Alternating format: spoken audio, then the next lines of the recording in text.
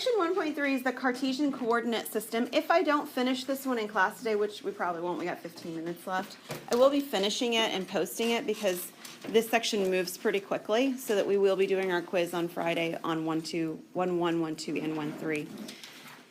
So a couple formulas that you have seen before, the distance formula and the midpoint formula. So in both cases, we've got ordered pairs, x1, y1, and x2, y2. Okay, so the descriptions about these are the same at the very beginning.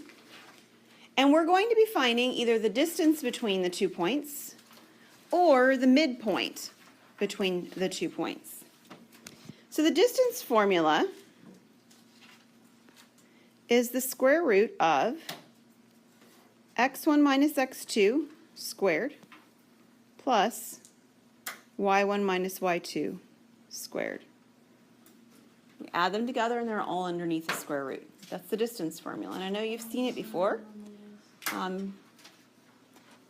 Usually encountered in late elementary school for the very first time, and then you use it periodically after that in mathematics. Professor, I was first introduced to this in Algebra 1 in my first year of high school, and she made us learn this equation to the song Pop Goes the Weasel. Gotcha. All right, midpoint formula is another one that is taught very similar timing. And on this one, we add together the two x's and divide by 2. It's really just an average. We add together the two y's and divide by 2. Okay, so it's just averaging. It's what you would do if you were trying to find an average between like somebody's, the average height between myself and my husband. You'd add our heights together, divide by 2, right? That's what you do to find averages. So midpoint formula is just an averaging formula.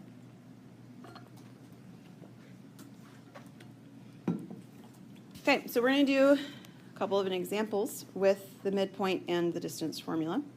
And we're going to do these first for the ordered pairs -3 to -2 and 9, 3.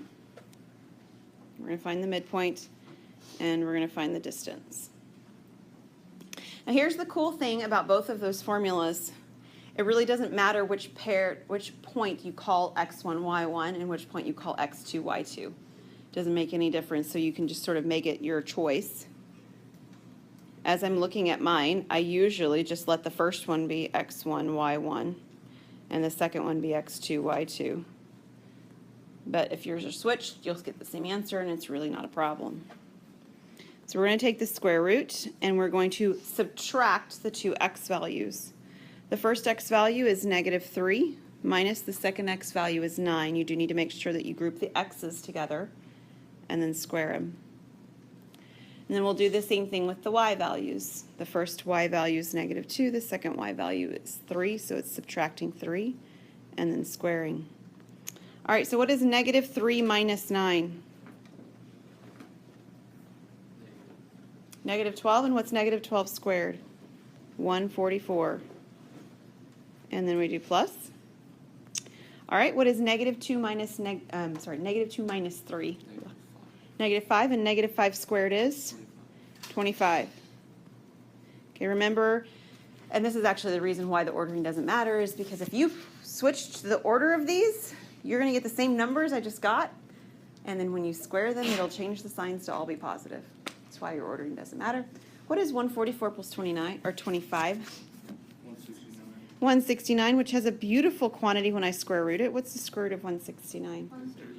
13. So if you had gotten something that wasn't beautiful at this point, you'd work with it just like you did when we did that back in section P5 or P6, whatever it was. You'd actually have to simplify the radical with those properties. But this one was actually a whole number 13. All right, midpoints next.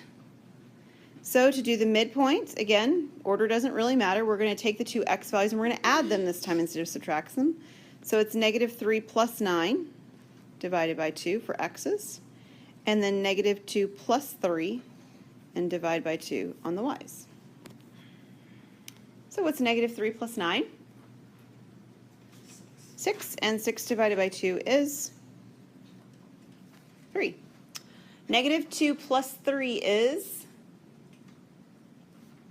1, and then 1 divided by 2 is simply 1/2, either written as a decimal or as a fraction. do notice that this answer is an ordered pair, x, y. So it should have the parentheses around it and so forth. All right, so we started with something that was pretty nice and friendly in terms of the values, right? We're going to make something a little bit less nice and friendly in terms of the values next. Oops, I didn't get a slide written in there, or did I? Oh, these are just backwards. I'll get to that one in a second. Here's my other one. This is what I was looking for. Negative 2.3, 1.5, and 4.7 and negative 7.5. Not so friendly in terms of decimal representations. The good news about this is that my answer will undoubtedly have decimals in it, or at least we wouldn't be surprised for them to. And so when I'm simplifying with my radicals, I can simply take the square root of what's there and the calculator as opposed to actually figuring out by hand. So that part's the friendly part. All right, so my distance, again, is the square root of subtracting my x values. So negative 2.3 minus 4.7, if we write them in the order they're given. And then squared, plus, and then I have 1.5, and I do need to be careful, this is minus a negative. So what happens when we minus a negative? You actually get addition of the 7.5 at the end. So either write minus the negative and then change it to the addition, or simply write it as addition at the end. Okay, so grab your calculator, because you're probably not going to want to square the decimals in your head. What is negative 2.3 minus 4.7? Ooh, it's negative 7. And then I need negative 7 squared. I actually have 49. Nice. So I don't end up with any decimals on this one, actually. How about 1.5 plus 7.5?